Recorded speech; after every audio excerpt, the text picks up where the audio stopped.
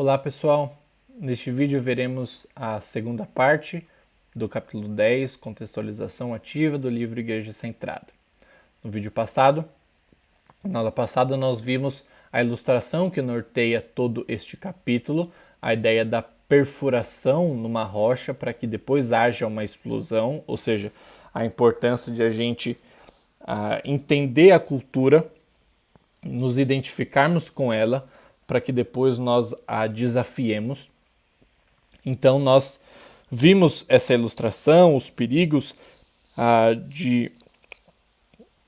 dos extremos, e na semana passada começamos a falar sobre as fases ou as partes dessa contextualização ativa e tratamos a primeira de entrar na cultura e de se adaptar nessa cultura, né? A parte da perfuração. Então, hoje nós continuaremos agora vendo o desafio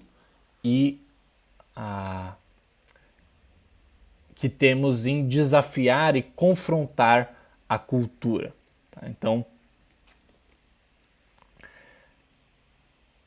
dentro dessa ideia de desafiar, o Tim Keller propõe uma ilustração que é a seguinte: as pedras, elas afundam na água e sempre navegam em cima de toras. Não, tá, deixa eu explicar melhor. Então, ele pega duas imagens: toras, troncos que boiam na água, e pedras que afundam na água.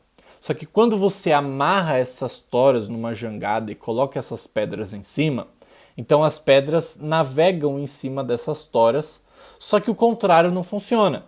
Se colocar as pedras embaixo, obviamente as pedras vão afundar. Então as pedras só conseguem navegar por cima das toras. Ele usa essa ilustração para falar que temos de navegar as doutrinas B no topo das doutrinas A. Então, relembrando, o que são as doutrinas B? Doutrinas B são aquelas doutrinas bíblicas, aquelas crenças bíblicas, comportamentos, ideias bíblicas que não correspondem com as crenças e comportamentos de uma determinada cultura. Tá?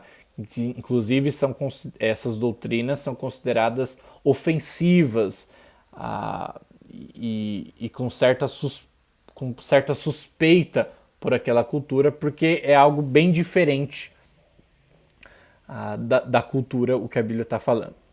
Já as doutrinas B, as doutrinas A, são doutrinas bíblicas que correspondem, por conta da graça comum de Deus, à visão daquela cultura em específico. Então, o que ele está querendo dizer é que as doutrinas mais ofensivas, as doutrinas que não correspondem, que não encontram eco positivo na cultura a que queremos alcançar, elas precisam navegar em cima das doutrinas que são mais aceitáveis para aquela cultura, que encontram eco, né? Que são melhores vistas. Então, cada cultura, incluindo a nossa, pode entender prontamente parte da verdade, mas não tudo. Para toda cultura existem certas doutrinas B. Para toda cultura tem coisas que na Bíblia é meio estranho. Não é tão fácil de aceitar, ou no mínimo não se dá ênfase. Toda cultura tem isso, inclusive a nossa, que cada um de nós tem uma cultura. Então, cada cultura pode entender prontamente parte da verdade bíblica, ou doutrinas A, mas vai ter dificuldade com doutrinas B. Em Atos 17, por exemplo, Paulo se opõe à idolatria, mostrando que ela é incoerente com as próprias e melhores noções que os pagãos tinham sobre Deus. Então ele pega algumas noções que os ímpios, os pagãos tinham sobre Deus, e ele mostra como a idolatria deles era incoerente com a própria noção que eles tinham. É o que Francis Schaeffer chama de tirar o telhado. É de você mostrar as incongruências dentro do próprio pensamento ou do sistema de crenças da pessoa ou daquela cultura. Então, Paulo, nesse exemplo aqui, ele está mostrando àquelas pessoas que as suas crenças falham nas bases das suas próprias premissas. Ele segue mostrando o pensamento deles, a crença deles, e ele mostra como, no final das contas, aquele pensamento deveria levar a um comportamento ou uma outra crença diferente das que eles tinham, ou diferente dos comportamentos que eles apresentavam. Então ele usa a própria base deles de crença para mostrar uma incongruência aí no sistema deles. Então, no fundo, Paulo estava dizendo, se vocês acreditam em A, por exemplo, no que se refere a Deus, então, e estão certos disso, vocês estão certos de acreditar em tal coisa sobre Deus, como então vocês podem acreditar em B? Vocês têm uma percepção, de certa maneira, correta sobre Deus aqui, em certo aspecto. Mas por que vocês são idólatras, então? Se Deus criou todo ser humano, então por que vocês adoram um pedaço de madeira? Um objeto de ouro? Então ele está mostrando que a crença das pessoas, elas devem levar a certos comportamentos ou a outras crenças, e quando isso não acontece, nós precisamos mostrar a deficiência dentro daquele sistema. Então as nossas premissas devem vir inteiramente da Bíblia. Mas sempre descobriremos algumas coisas nas crenças de uma cultura que são basicamente verdadeiras.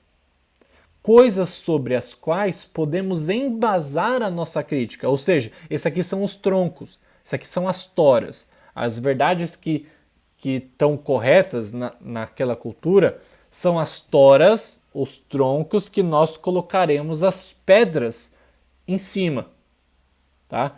Que vamos nos basear a nossa crítica. Então, se você acredita nisso, por que não acredita naquilo? Basicamente é isso. Você acredita nisso sobre Deus, mas eu percebo que você tem dificuldade sobre isso, mas essa sua crença aqui deveria levar a uma postura ou uma crença diferente.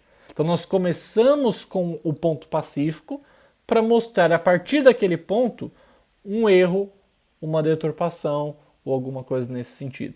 Então, com a autoridade bíblica, fazemos com que uma parte da cultura, juntamente com a Bíblia, é claro, critique outra parte. Então a gente pega uma parte da cultura que seja boa, que seja uma crença A, que corresponda com algum ensinamento bíblico, e usa essa parte para a gente criticar uma outra parte. Então a força persuasiva é resultado de embasarmos nossa crítica em algo que aprovamos na cultura. Não embalarmos, é embasarmos. Nossa crítica em algo que nós aprovamos na cultura. Então é isso que nós queremos fazer aqui. Então nós começamos com a crença A, algo que a gente já viu na semana passada. Então, só relembrando, no vídeo passado a gente falou sobre identificar as crenças A e depois começar por elas, para que depois então por essas doutrinas a gente desafie aquela cultura. E ele dá alguns exemplos disso, por exemplo, na questão do amor e do juízo de Deus. Então, se temos um Deus verdadeiramente amoroso, como é uma crença A em várias culturas e subculturas das grandes metrópoles ou do mundo pós-moderno, mundo ocidental principalmente, que as pessoas gostam de pensar em um Deus que é amoroso, ainda que elas não acreditem em Deus. Se elas pensam em um possível Deus, tem que ser um Deus amoroso. As pessoas pensam assim. É uma crença aceita, a Bíblia fala que Deus é amoroso de fato. Só que temos de crer em um Deus que odeia o pecado, que é uma crença B. As pessoas não gostam de pensar em Deus como um juiz, como um Deus que vai punir o mal, que vai mandar pessoas para o inferno. Isso não é bem visto em nossa sociedade. Só que, pensando aqui no nosso desafio de começar pelas doutrinas A, e a partir delas mostrando a necessidade de uma doutrina B, ou seja, uma doutrina que as pessoas não aceitam. Então esse é um bom exemplo. As pessoas aceitam a crença num Deus amoroso, mas não aceitam a crença num Deus que odeia, um Deus que se ira. Então a gente começa por onde? por um Deus que odeia, um Deus que manda para o inferno? Não. A gente começa justamente concordando com esse Deus amoroso, mas nos fundamentando nesse tronco, conforme a ilustração do Tim Keller, para colocarmos a nossa crítica em cima, a nossa pedra em cima. De que maneira? Um Deus que ama, necessariamente ele precisa odiar algo. Se Deus ama o que é bom, ele precisa odiar o que é mal. Se Deus ama, por exemplo, as crianças, ele precisa odiar o infanticídio. Então, a gente está mostrando, nesse exemplo, para as pessoas que uma crença que elas têm num Deus que é justo, e que é bom, e que é amoroso, deve levar necessariamente a uma outra crença, que é a crença B, que elas não gostam. Mas que a Bíblia fala sobre ambas.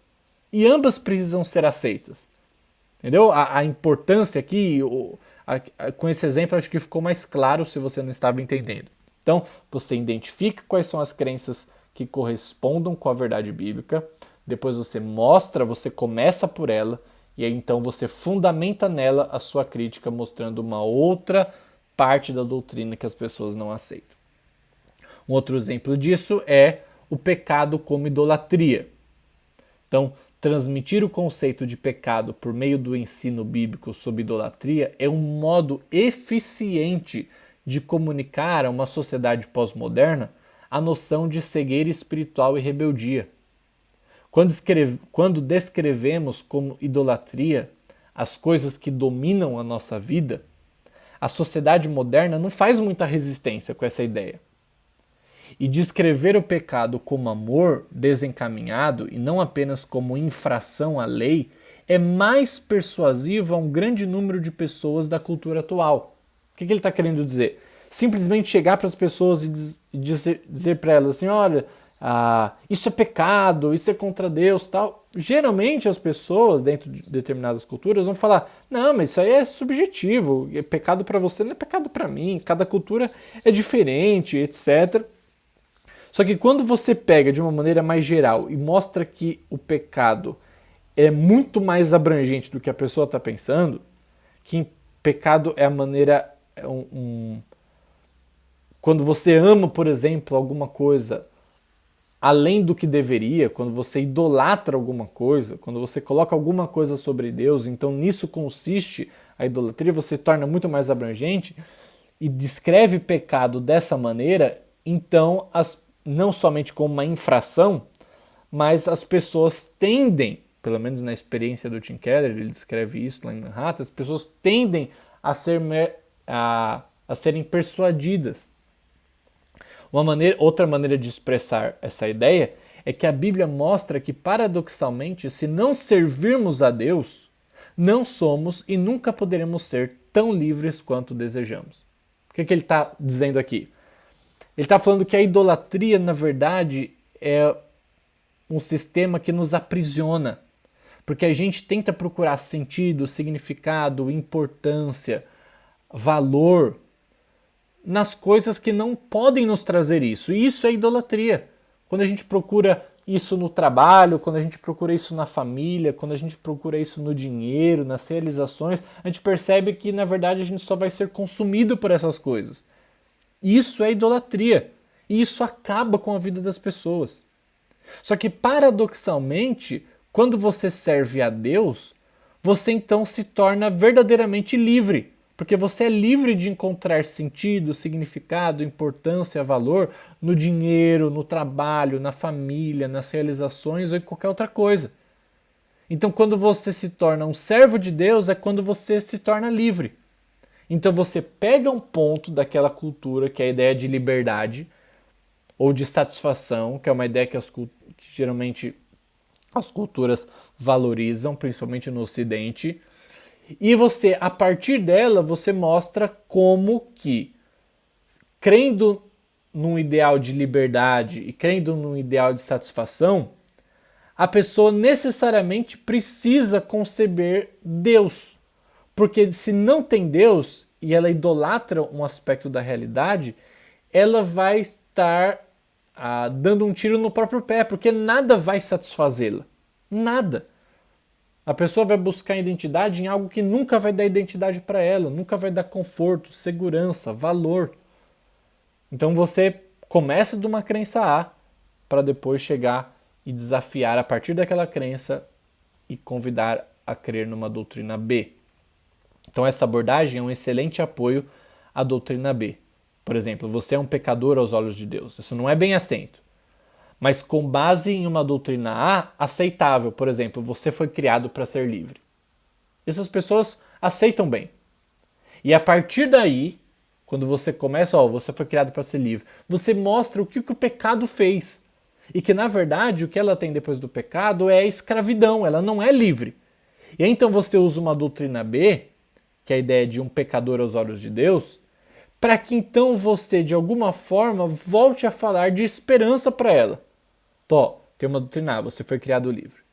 Mas uma doutrina B que você não aceita e que dá para ver amplamente no mundo é que você é escravo do pecado, você é um pecador aos olhos de Deus. Mas existe uma libertação disso, então você volta para a doutrina A. Tá? Esse aqui é só mais um exemplo. Mas existem outros pontos de pressão, que é o que o Tim Keller chama aqui, né?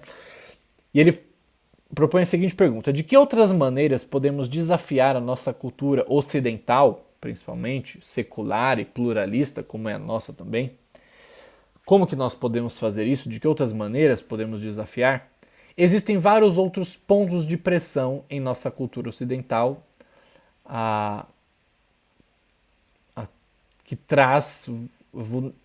esqueci o que é isso aqui. Escrevi errado, agora eu nem sei o que é o certo. Mas essa cultura anseia por comunidade e por justiça. Então são crenças A. Mas os compromissos e as crenças da própria cultura acabam destruindo essas coisas valiosas. Então essa cultura anseia por comunidade, por justiça, por exemplo. Isso é uma crença A, porque isso encontra um paralelo bíblico. Mas os compromissos e as crenças da própria cultura acabam destruindo essas coisas valiosas. Ou seja, os outros compromissos que essa cultura tem interferem nas crenças A que ela tem. Então ele dá alguns exemplos disso. Por exemplo, a comercialização do sexo. Então ele vai dizer que a Bíblia ensina que o sexo foi criado por Deus não como um meio de autossatisfação ou autogratificação, mas como um instrumento de autodoação que cria uma comunidade humana estável. É fácil enxergar isso, como uma comunidade é mais estável quando as pessoas não querem usar umas às outras, mas querem doar-se umas às outras. Então, se a ética sexual cristã é defendida dessa maneira, usando uma crença A, ou seja, a importância da comunidade humana estável, então usando a crença A que a cultura tem em relação à comunidade como algo bom, ela pode ser bastante persuasiva. Então você pega uma crença B, que é a ideia do sexo, para autodoação e não para autogratificação, que não é bem aceita, mas você conecta isso à ideia, à crença A de comunidade humana estável que as pessoas buscam e mostra que sem essa visão bíblica do sexo como autodoação e não autogratificação, você não alcança essa crença A de uma comunidade humana estável. Então isso aqui é só um exemplo nessa área, né? As pessoas querem uma comunidade decente, uma comunidade saudável, mas as pessoas querem usar as pessoas. As pessoas querem tratar de uma maneira econômica, né, de comércio umas com as outras. Então mostra que a Bíblia, na verdade, tem uma saída muito melhor. Também a questão dos direitos humanos é uma outra forma interessante de a gente abordar. Existe uma contradição entre a crença nos direitos humanos e a descrença em Deus. Se somos meros produtos da evolução, então, ou seja, o forte devorando o fraco, e respaldados em qual fundamento que nos opomos à opressão que as nações poderosas impingem ou infringem às fracas? Em qual fundamento, então, a gente se opõe a essas nações que fazem isso? Ou em qual fundamentos nós nos opomos aos poderosos que infligem os marginalizados? Então, como a gente se opõe a isso? Se na verdade a gente diz crer em Deus, então qual é o fundamento, já que se acredita que nós somos meros produtos da evolução e o forte devora o fraco, essa é a lei da natureza mesmo. Então, como que a gente pode criticar então alguém que marginaliza o outro? Que é algo que a nossa sociedade rejeita amplamente, mas sob qual fundamento? Então, isso é algo completamente natural neste mundo. Se este mundo físico é o único que existe, é natural você pisar em cima das pessoas, é a lei da selva. Então, se não somos criados à imagem de Deus, se o ser humano não tem esse valor por natureza, porque ele foi criado à semelhança do seu Criador, então somos apenas produto acidental de forças cegas. Por que os seres humanos valem então mais do que, por exemplo, pedras e árvores? Se o ser humano não foi criado à imagem de Deus, se Deus não existe. Então esse é um ponto de pressão valioso hoje em dia. Os direitos humanos e a justiça fazem muito mais sentido em um mundo criado por Deus do que um mundo não criado por Deus. Então a gente pega essa ideia de justiça e direitos humanos que a nossa sociedade valoriza muito e valoriza por conta da graça comum de Deus permeando a cultura, nós nos apropriamos desse ponto de contato e depois vamos mostrar que a partir do pressuposto deles ou de uma crença que Deus não existe, eles não podem chegar nesse ideal de direitos humanos e justiça. E que só a visão cristã, então, oferece uma relação suficiente para conectar essas coisas, a crença em Deus e os direitos humanos e a justiça no mundo. E ele também usa um outro ponto de pressão, que é a perda da esperança cultural. Então, afirmar que o sentido da vida está na autorrealização não oferece à sociedade os recursos necessários para a criação de uma cultura saudável e coesa. A narrativa tem de oferecer às pessoas um motivo de sacrifício para viver e morrer, e a natureza da autorrealização não consegue fazer isso. Então essa ideia de as pessoas buscarem o seu próprio prazer o tempo todo e tudo é validado pelo seu próprio prazer, aquilo que te faz feliz, faça o que te faz feliz. A gente tem que mostrar que não tem como você criar uma sociedade saudável e coesa a partir de valores como esse. A narrativa tem de oferecer às pessoas um motivo de sacrifício. Uma narrativa de autorrealização não consegue fazer isso. Então, se nos for permitida a liberdade absoluta para definir e criar a nós mesmos, como a cultura secular propõe, ficaremos livres de qualquer coisa maior e mais duradoura do que nós mesmos. E o resultado, então, é vida à deriva, falta de sentido e uma crescente desesperança em relação ao futuro. Ou seja, se nós criamos o nosso sentido, se nós criamos a nossa importância, então a gente vai ficar à deriva.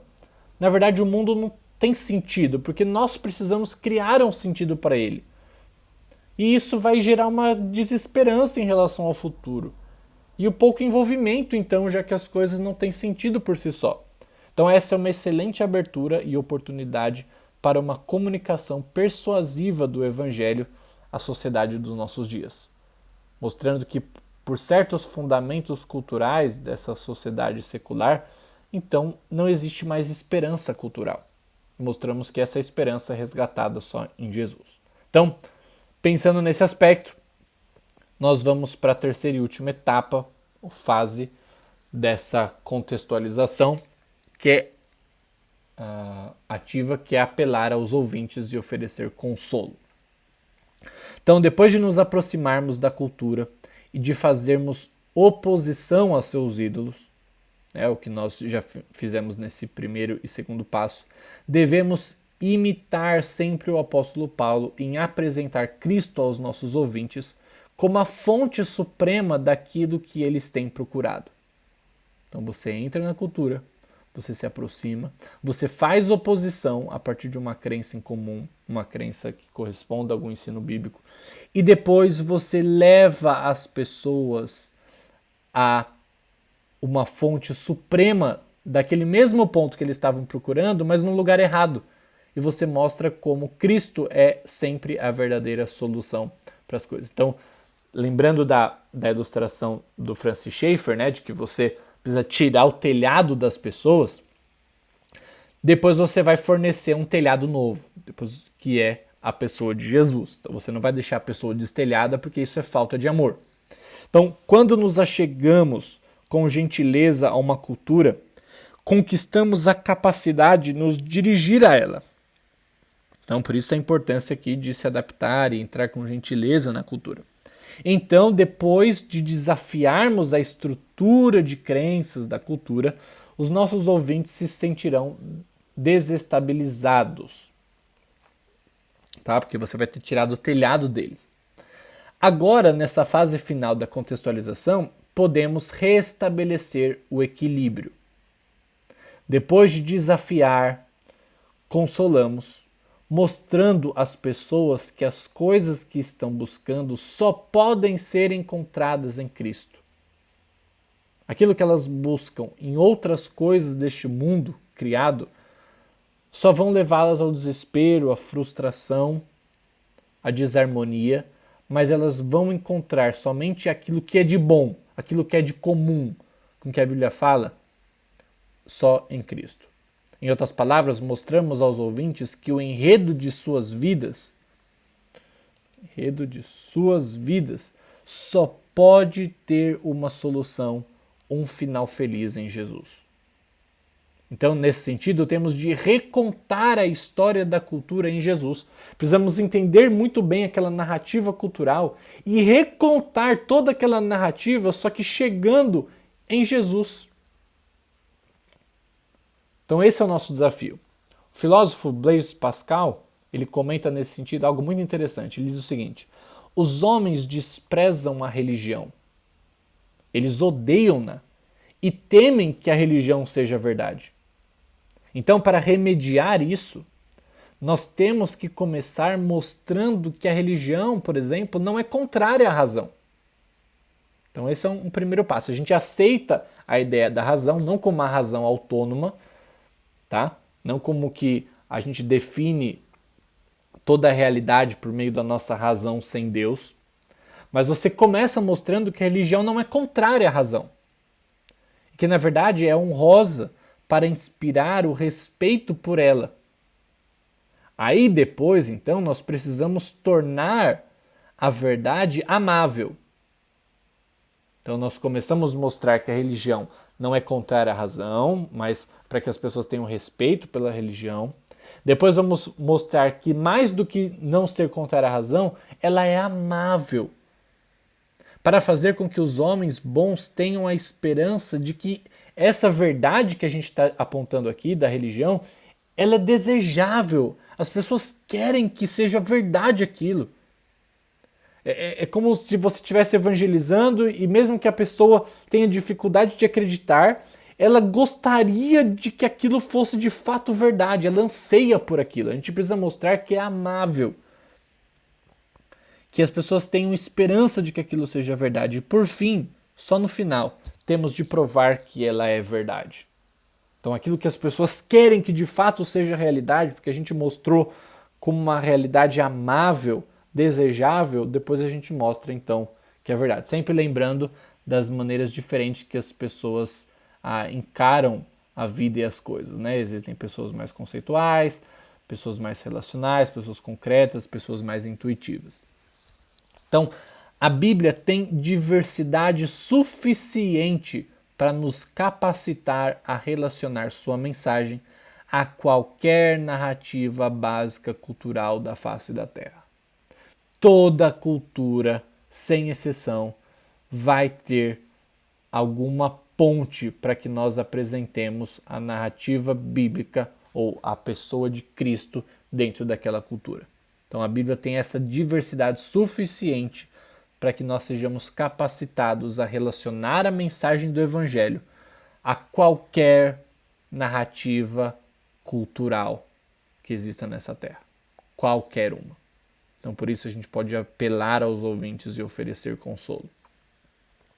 E aí então o Tim Keller vai falar do que ele chama de gramáticas da obra da cruz. O que é isso? Então existem várias linguagens ou gramáticas pelas quais aquilo que Cristo fez, ou a obra redentora de Cristo na cruz, ele é apresentada. Tá? Existem formas e gramáticas de fazer isso, linguagens. Então cada modo de explicar a morte reconciliatória reflete uma parte da Escritura inspirada. Tá? Cada modo repete uma parte da Escritura. E cada um nos revela grandes coisas sobre nossa salvação, que outros não deixam tão claro assim. Então ele está mostrando a importância de cada uma dessas gramáticas ou dessas linguagens da obra redentora de Cristo. Então cada um repercutirá de maneira especial com determinados temperamentos e culturas, inclusive. Isso vai ficar mais claro a hora que eu começar a mostrar quais são essas linguagens ou gramáticas da obra da cruz.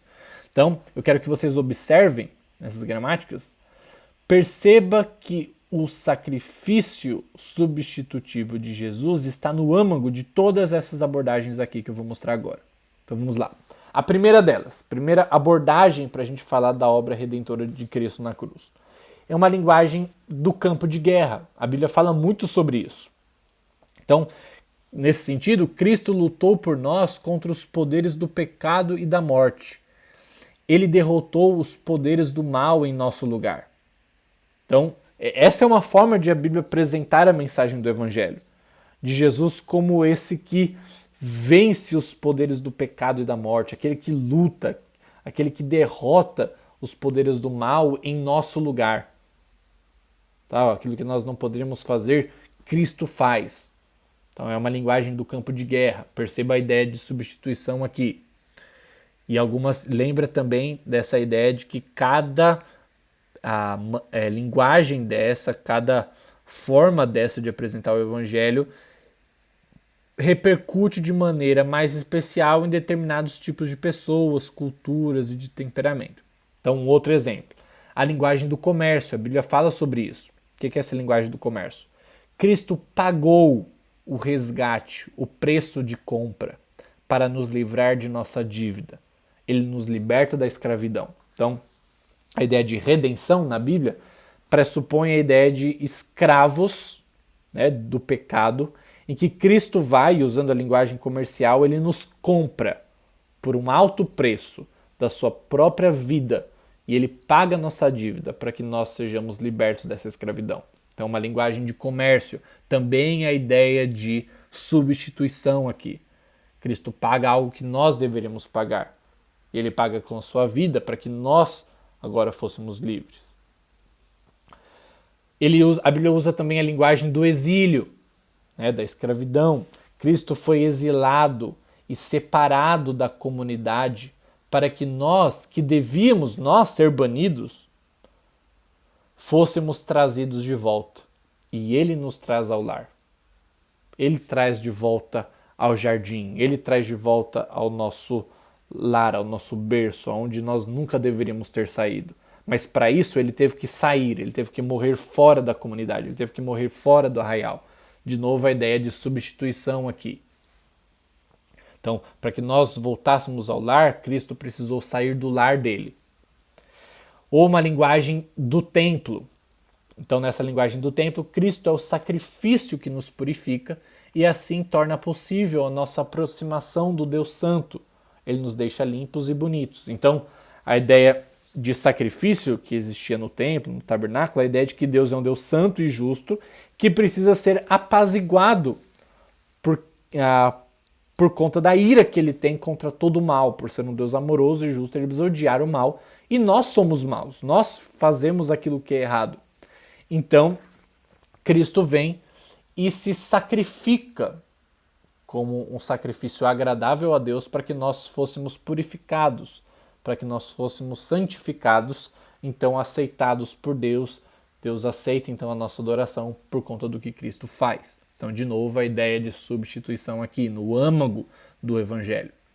E existe uma linguagem também de tribunal, em que Cristo se coloca diante do juiz que está julgando, mas Jesus recebe o castigo que era nosso, que nós merecíamos, e ele apaga a nossa culpa e nos torna justos. Ou seja, há uma substituição aqui. A nossa culpa recai em cima de Cristo e a justiça dele, os méritos deles, de Cristo, recaem sobre nós. De novo, a substituição no âmago de todo o Evangelho. Então, essas são linguagens diferentes e que em determinadas culturas e temperamentos ou em momentos da vida, nós podemos aplicar de maneira melhor, porque vai repercutir de maneira mais especial, a cada uma dessas linguagens. Sempre lembrando que o sacrifício substitutivo de Jesus está no centro, no cerne, no núcleo, no âmago de todas essas abordagens, tá? Mas com certeza você já se lembrou de textos bíblicos que apontam para a realidade dessas linguagens diferentes. Embora todas elas estejam falando do Evangelho, a Bíblia é riquíssima em ter vários temas em que nós podemos apresentar o Evangelho dentro dessas perspectivas de guerra, de comércio, de exílio, de templo ou de tribunal. Então nós já vimos, inclusive, há capítulos atrás, aulas atrás, nós já vimos sobre esses temas intercanônicos e fomos desafiados, inclusive, a pregar o Evangelho não como uma estrutura rígida e única sempre, mas de uma maneira rica, porque o Evangelho é rico. E não apenas apelar aos ouvintes, com várias gramáticas da obra da cruz, com várias linguagens, mas também consolar com fervor. Então, o Evangelho é a consolação mais intensa que podemos oferecer ao coração humano. Uma vez que você penetrou com cuidado na cultura e encontrou coragem para desafiar o mundo dos seus ouvintes, ou seja, o passo 1 e o passo 2, então, por último, não deixe de oferecer esse consolo com fervor de alguém que experimentou isso tudo em primeira mão.